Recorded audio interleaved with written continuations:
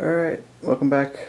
Real quick small video. I want to show you guys some things.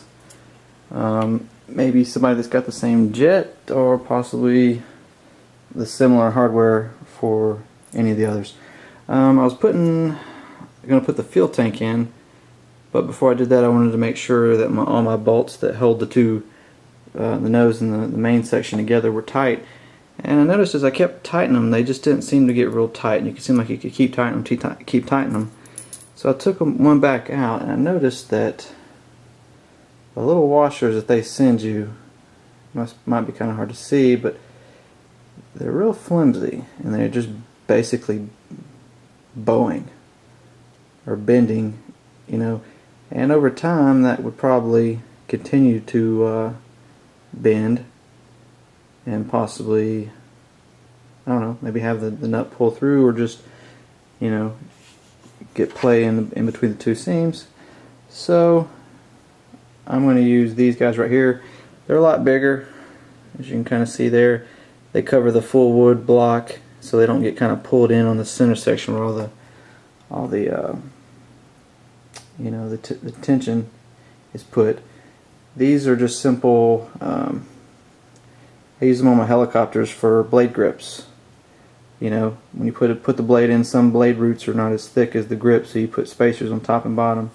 And I had 9 of these, pretty thick. They're aluminum, thick enough to not bend when you tighten down. So this time when I installed them, I actually was able to get them real tight, and it didn't they didn't bend or bow. So that's what I'm going to use instead of the stock washers. They're just too flimsy. Plus they're so small that they just indent into the wood, and you know, you keep tightening and tightening, and eventually going to destroy the wood in there. So this is what I'm going to use. Something to think about for you guys. I don't know if any of you had this other issue, may have, or didn't even think about it, but there you go. So I got one more to put back on the bottom, and then after I do that I'm going to go ahead and install the tank. I put 2 little small blocks here on the front that sits right there on that center ply support, so it keeps the front from moving back and forth. Velcro in here, little piece here on top just to kind of keep it snug on the front, and of course the aft section bolts right here onto the support, so that top tank's not going anywhere. The side tanks are just secured in with Velcro, industrial strength Velcro. They're not going anywhere either. And that's it. So, one thing I got to get done now is just get the main fuel lines hooked up here to this. Hook this into the UAT, and when I get the air valve, just to obviously trim off my air lines and mount my air valve to my board there, and just do the typical wiring, putting the ends on all my servo leads, getting the wires tucked away, and that'll be it. So probably going to take it out tomorrow. I'm going to put the tailpipe back in it, even though I still got to wait. I'm waiting on a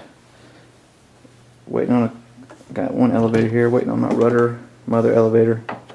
But I'm going to go ahead and put it back in there, run it tomorrow, make sure there's no hot spots or anything like that, make sure the pipe holds up, and I'll just be waiting on that stuff. So have a good day, enjoy the video, and the build's almost done.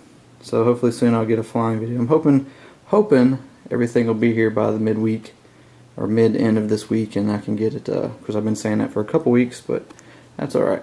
Get a test flight this weekend maybe, and then things work out, get the waiver stuff done, and then hopefully go to Georgia Jets.